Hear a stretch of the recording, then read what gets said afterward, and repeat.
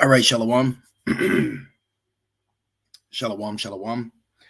First and foremost, I want to give all praise, all honor, and all glory to Yahweh, Bahashem, Yahushai, Bahashem, Rachakodash. I'd also like to give double honors to my elders and apostles at Great Millstone that do group well. And I would like to say peace and salutations to the Lord's elect, the hopeful elect in the 1/3. And Lord's will, this lesson will be edifying as well as exhorting to the sincere sheep of Yahweh, Bashem, Yahushai, Bashem, Rachakodash. And the Wadiyah, Bashem, Yahushai, Bahashem Rakakwadash for giving me the inspiration to do this lesson. And as the title reads, this captivity comes with a release date. All right. So pretty much I just want to go into an account or a conversation between Ezra and angel by the name of Uriel in the 4th chapter, and bring out a couple precepts, and Lord's will, this will be edifying. All right. Because you have to remember, even though we are yet this day in our captivity, we have been made well aware of why we're in captivity, and ultimately what will lead up to us being delivered out of captivity. And we're seeing that now. Okay. I was going to do a lesson pretty much pertaining to a double F, which you should know what I mean by that. Okay. It's Babylon. All right. 9 to the 1-1. But pretty much, we're just at the point right now with prophecy that, at any day, something major could happen that will lead to a snowball effect, and ultimately just major prophecy taking place. And that's ultimately is how we're going to get out of here. Okay, it's prophecy. So let's just start off with this. I'm going to go to 2nd Ezra, the 4th chapter, and I'm going to start at the 22nd verse. This is Ezra speaking to an angel, and that angel name is Uriel. All right, right here, verse 1. And the angel that was sent unto me, whose name was Uriel, gave me an answer. So let's jump right into it. This is verse 22. It says, then answered I and said, I beseech thee, O Lord, let me have understanding. Like us today, we, now have been given understanding through the company of angels of what we call the Holy Spirit has now taught us all things that we need to know. Okay, so we are aware of what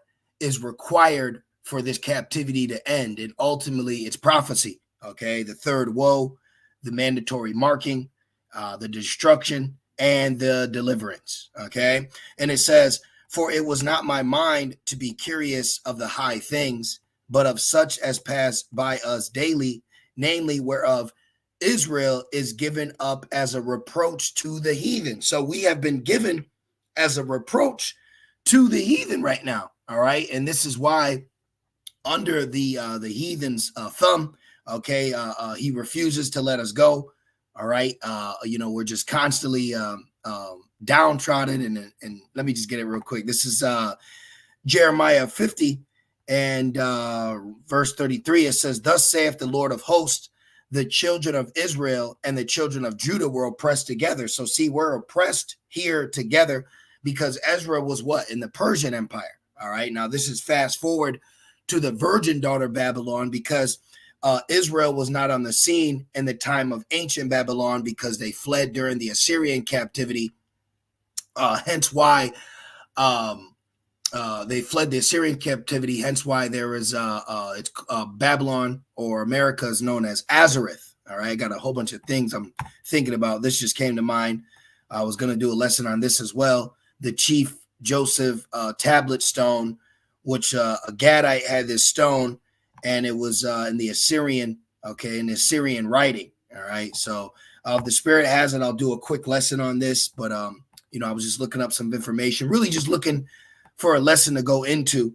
All right. And this one just this title came across my mind. So, the Wadi Abba Shemal Shai, but this is where we're at, brothers. We're at the point now where we're praying for more shortness of days. We're praying that the dollar collapses. All right. We're praying to see prophecy ultimately unfold before our eyes, because now we understand what's required or what needs to take place for the rest of the building blocks of prophecy to unfold. So it says the children of Israel and the children of Judah were oppressed together, which we are oppressed where? Here in Babylon. Okay. And all that took them captives held them fast. They refused to let them go. Which reminds me of when we were in Egypt. Remember, let my people go, which ultimately led to the destroyer, who we know according to precepts is Yahweh Shai. He was that death angel that went about Egypt and taking out the firstborn. Okay, it says their Redeemer is strong. Yahweh Bashmal Shai of host is his name. He shall surely plead their cause, that he may give rest to the land and disquiet the inhabitants of Babylon. So the inhabitants of Babylon are getting ready to be disquieted. And we're going to witness that in this next world's war. Okay, now let's jump to, what is that? Zephaniah 1 and 14. Let me see what Zephaniah 1 and 14, because I heard disquiet, which makes me think of this. Let me just get it. I don't want to even butcher it. Zephaniah 1. Yep, right here. All right, this is real good right here. I'm going to read. This is real good right here. So let's finish second Esdras. Okay, now it says a reproach to the heathen, which you see that now. This is why you brothers, for the most part, you get no respect. Okay, simple peon humans, walk by you, act like you're nothing, treat you as weak. And, really that's us accepting the punishment, the captivity, and the curses, because we now know that we're princes of power, but we have to accept the fact that we die like men.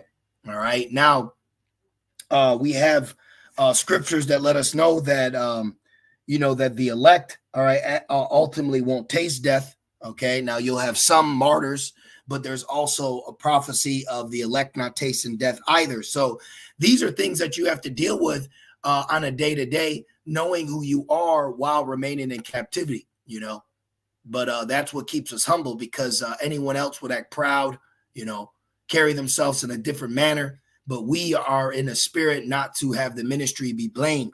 So we're doing what is commanded, but we know ultimately that there is a release date. Okay, we have a release date. We're waiting to be released, just like when you go to jail.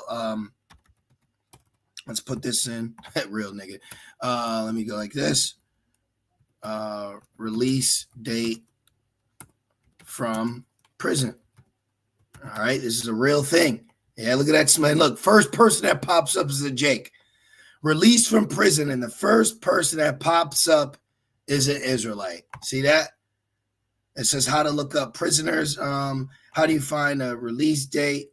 Yeah, this is us though. All right, we found our release date. It's in the scriptures, and we've been given the signs of the release date, because there's not.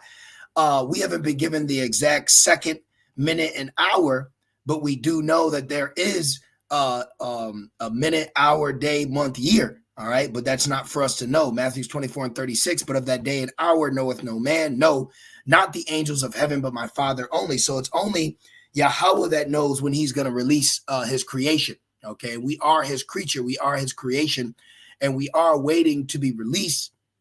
But we have comfort and peace knowing that there are certain signs that give us an indication that our release is soon. So that's really the most comforting thing that you can keep within yourself in this walk, is knowing what's coming next and the signs that lead up to what's coming next. Because remember, Esau's the end. So we literally are waiting for an end of an age, an end of a world, an end of an empire.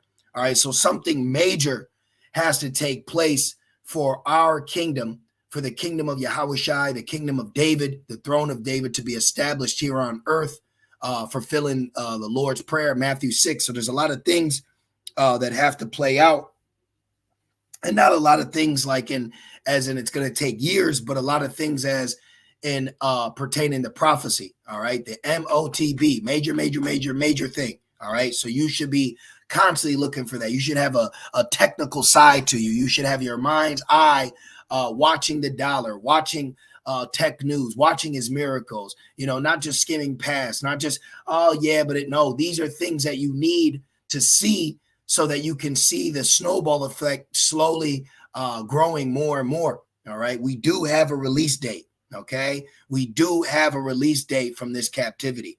All right, now I had Jeremiah.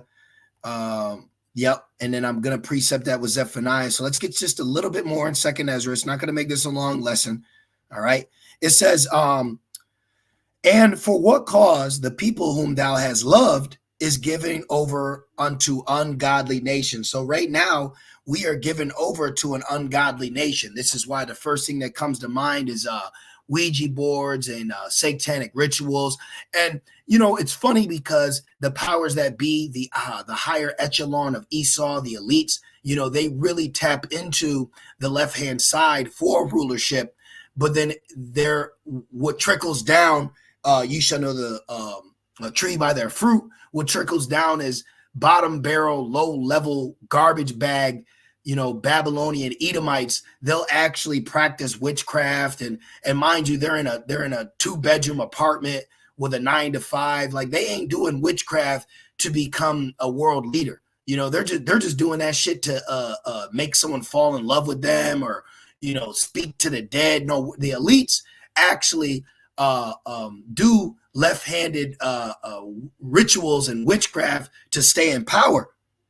So this just shows you that in their spirit they're ungodly, but a portion of them use their ungodliness for power and gain and rulership. Then the other portion of them is just because they're ungodly, because they're just completely wicked. What's that? Psalms 58. Let me check this real quick. Psalms, I think it's Psalms 58 and 3. Psalms 58 and 3. The wicked are estranged from the womb. Exactly. Why are poor low class Americans practicing witchcraft? Why are they into seances and these rituals? Because they're just ungodly, because they're just wicked, because this is just a land of evilness. All right. It says the wicked are estranged from the womb. They go astray as soon as they be born, speaking lies. And this is what? Esau. Okay. Esau, Edom. All right. So this is that ungodly nation that we are given over to right now. All right. And we want to be freed for more ways than one. Okay.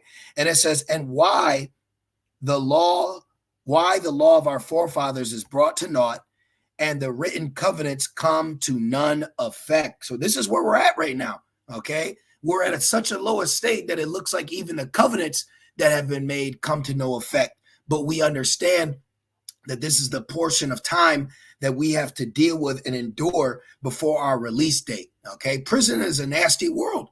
Okay. When you're in prison, when you're in jail, when you're locked up, it's not the prettiest. Okay. The food ain't the best. Okay. The clothing, things of that nature. So we understand that we are in a low condition, but our eye is constantly fixated on that release date. All right. And it says, what will he then do unto his name, whereby we are called? Of these things have I asked. This is what the angel said. Then answered he me and said, the more thou searcheth, the more thou shalt marvel. So the more knowledge we gain in certain aspects, the more that we're going to marvel at the wickedness that's taking place. Because it makes me think of Ephesians, where it's a shame for us to speak of the things they do in the dark, because it's a very disgusting place. So you can only go so far in your research when it comes to the ungodly, their history, their track record, the things that they have done, and the things that they're planning on doing. This is why when it comes to the New World Order and their agenda, we really just focus on the prophetic aspect of prophecy, then going into what they want to do with bodies and their ideology of how they're going to reproduce and the food. There's just so many things that are ungodly that Esau has to add into his agenda if he's going to attempt an actual New World Order. So what we focus ourselves on is as far as he's going to get, and that's going to be mandatory marking in the third war. Okay, everything else pertaining to his order of a new world is going to come crashing down. Okay, because that's what our release date. And it says, for the world hasteneth fast to pass away. So the time, okay, is actually speeding up, believe it or not. That's what the scriptures say. And we know that because the days are being shortened for the elect's sake. Matthew 24 and 22. And except those days should be shortened, there should no flesh be saved. But for the elect's sake, those days shall be shortened. So days are flying, things are happening ultimately for the Lord's elect. Okay, and we have to keep that in our mind's eye moving forward, that this whole ministry revolves around the Lord's elect, okay, the predestinated. You see? Now, a little bit more. It says, where are we at here? I had skipped one, but let me just keep going. It says, this old English. Let's just start right here again. It says, and we pass away out of the world as grasshoppers, and our life is astonishment and fear, and we are not worthy to obtain mercy. What will he then do unto his name, whereby we are called? Of these things have I asked. Then answered he me and said, the more thou searchest, the more thou shalt marvel. For the world hasteneth fast to pass away, and cannot comprehend the things that are promised to the righteous in the time to come. For this world is full of unrighteousness and infirmities. But as concerning the things whereof thou askest me, I will tell thee, for the evil is sown, but the destruction thereof is not yet come. So the destruction has not yet come, but we understand that destruction soon will come. It's not a matter of if, but when. And that is what's going to cause our release date. Okay. A big bada boom. All right. A great noise in the earth is how we're going to get released. So it's going to be a major life-changing event, which when the world witnesses Babylon's destruction, they're going to believe everyone on this continent was destroyed. So to be delivered from a destruction where it seems no one can make it out, and then to return back to earth in new vessels of righteousness, okay, is going to be amazing to see. You know, so real quick, let me get this. This is Zephaniah 1:14. It says, the great day of the Lord is near. That's our release date. It is near and hasteth greatly. Even the voice of the day of the Lord, the mighty men shall cry there bitterly. The day is a day of wrath, a day of trouble and distress. Yup, Jacob's trouble, but he shall be saved out of it. And distress, a day of wasteness and desolation, a day of darkness and gloominess, a day of clouds and thick darkness. So this is going to be a destruction of a prison house. You know, this is a prison house that we are in captivity in, and the third war is what's going to be used in the third war is what's going to break us out. You know, so this lesson is really just to keep your mind soberly that there is a release date coming. There is a countdown. We're on a countdown. Every day down is another day closer to the kingdom. And going into the aspect of prison, this is why tally mark on wall. All right. You would have, this is a thing. See, look, see. So we have a release date. It's just every day down is just another tally mark on the wall. Okay. Another day down is another day closer to the kingdom. So we are on our way out of here. All right. We have to remember that we are on our way out of here, and something major is going to happen very soon. Something major is going to spark the world, you know, into a spiral of prophetic chaos, you know, and we hasten that.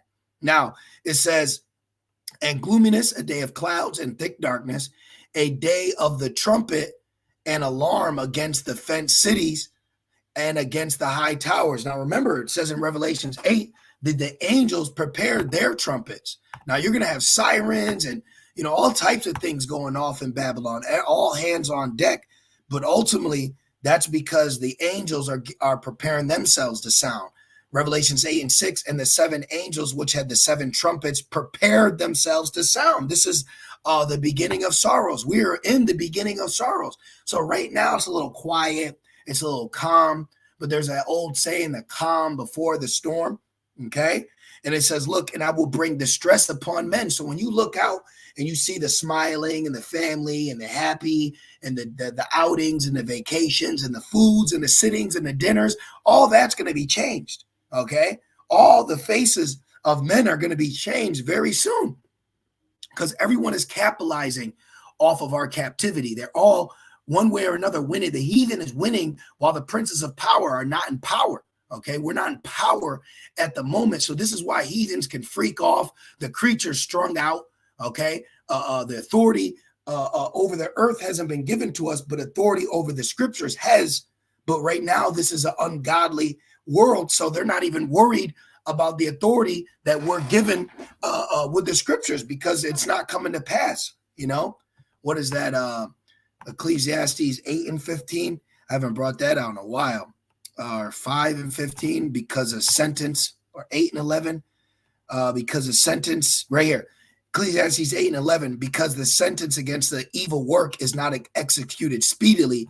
Therefore, the heart of the sons of men is fully set in them to do evil. This is why a nigga will get on YouTube and be a whole demon on the comment board and scoff because he ain't getting judged immediately. See, that's why people will come by camp, they talk shit because they're not being judged immediately. We're entering a time where judgment is just going to proceed right after the pronunciation of the words out of your mouth. Okay, this is what time we're getting ready to enter. These lessons that we're doing. Soon they're going to be manifesting, you know. Soon the things that are being said in these lessons and warnings, it's going to take place. It's going to happen, you know. So, man, this shit's done, man. Okay. We got to start thinking about how we ain't got much more time left of paying bills and rent and worrying about bullshit and the image in Babylon. All this shit is about to get swallowed up. Okay. You only got a few more bills to keep paying. A few, you know, we're going to pay the Wi-Fi bill until there ain't no more electricity. You know, there's only a couple more things we can do left until it ain't time to do it no more. You know, you got to start looking at that, man. It says, and I will bring distress upon men. Yeah, you only got a couple more dates left. You got a couple more movie nights, you know, and ladies' night out, shit like that. They only got a little bit left. They don't got much longer. Okay, Job 20, the triumphing of the wicked is short and the joy of the hypocrite but for a moment. The liars only got a moment left to lie. They ain't got much left. A nigga only got a couple more dribbles until the whole fucking show stops, man. You know, no man knows a time or a day, but it is at the door. This thing is gonna happen. Watch, this thing's gonna hit, man, and it's gonna hit hard. Real quick, I said it is at the door. Matthew's 24, and just give me a moment. All right, it just came to mind, so let me grab it right in here. Some of Matthew's 24, some of this talk about 70 AD, and some of it is talk about now. That's why it says the days of Noah. This is where is it? I probably passed it. Let me see. Let me just put it in right here. It just came to mind. It is, yeah, at the door. I think it's in Matthew's 24. I thought it was in it is even at the door. Well, I can quote it. I don't want to spend all day looking for it, but I know it's right up in here. Okay, let me just see. Look, Matthew 24:44. Therefore be ye also ready, for in such an hour as ye think not, the Son of Man cometh. So in a time, you know, that you're not expecting, that's when it's going to happen. Matthew 24:42. Watch therefore, for ye know not what hour your Lord does come. So we really are in a time to be the most sober in our mind more than ever, you know, more than ever now. You have to constantly remind yourself the Lord is watching, okay, at any minute. Now, we're not bugging ourselves out. Don't get bugged out, you know, but understand that you're going to be going along with the get along so-called business as usual. But, you know, one of these days, as it's a business as usual, something's going to happen. It's going to be that Monday or that Tuesday or that Friday or that Sunday or Saturday. Something is going to happen, okay? Matthew's 24:33. So likewise ye, when ye shall see all these things, know that it is near, even at the door. You see that? So we're even at the door. So we're here. Okay, we're at the threshold. All right. If you don't know what the threshold is, the opening of the door. All right, threshold. Right there. Okay, the threshold is a strip of wood, metal, or stone forming the bottom of a doorway and crossed in entering a house or a room. So it's at the threshold, man. Okay, this thing is right here. All right. So we're in a time of no looking back. We're in a time of life-changing events. And we have to continue to remind ourselves that while Babylon tries to drown you with sorrow, it tries to drown you with mortal mind activities, and you just got to fight that shit. And you got to fight it with the scriptures. You got to fight it with remembrance and reminders. You know, you have to fight that with sobriety of mind and not drunken with pleasures of the flesh. Zephaniah 1:17, and I will bring the stress upon men that they shall walk like blind men, not knowing what's going on. What did the movie Leave the World Behind? One of the three components was loss of communication. I don't know what's going on. We don't know who did it. We don't know where it's coming from. Because they have sinned against the Lord, and their blood shall be poured out as dust, and their flesh as the dung. And when your flesh is as dung, meaning shit on the ground, that is because there is so much judgment happening that when you die, the people next to you are not going to be able to mourn, stop, and lament. They're going to have to keep running so though they don't die with them. Okay? It says, neither their silver nor their gold shall be able to deliver them in the day of the Lord's wrath, but the whole land shall be devoured by the fire of his jealousy, for he shall make even a speedy riddance of all them that dwell in the land. So Babylon's destruction is hastening, okay? And Babylon's destruction is our freedom. We are spiritually free right now, and we're going to feel the essence of freedom as we see this place crumbling, okay? When we see the daily grind for the hole in the bag stop, all right? You're going to start feeling the essence of freedom from this empire very soon. And the way you're going to feel that is through prophecy. So prophecy is a major key component to open the door to the kingdom. And that's what we're waiting on. So this captivity, it comes with a release date, and we see the signs leading up to our date of release. So I'm just going to end it there. You know, just continue to focus on what needs to be focused upon. Remember your first love. We are in the time now where you're going to got to get back to the basics, get back to writing those notes, get back to those breakdowns, get back to the spirit you're in from the beginning, and understand that we are in a time of no return. So we gotta seek the Lord while he may be found. We gotta call upon him while he is near. We gotta keep praying. We gotta fast. We gotta repent. We gotta anoint ourselves, and we gotta get locked in. Now's the time to be locked in, not cruise control. Okay, locked in. All right, this thing is gonna go down. We're at the time where any minute now, okay, in particular prophecy is gonna happen, and we're just gonna praise Yahweh Shemel Shai because we need to be released. All right, so hey, call halal Yahweh Shemel Shai Shem Kodash. Double honors to my elders and apostles, a great millstone that do well. Peace and salutations to the Lord's elect. With that being said, shalom.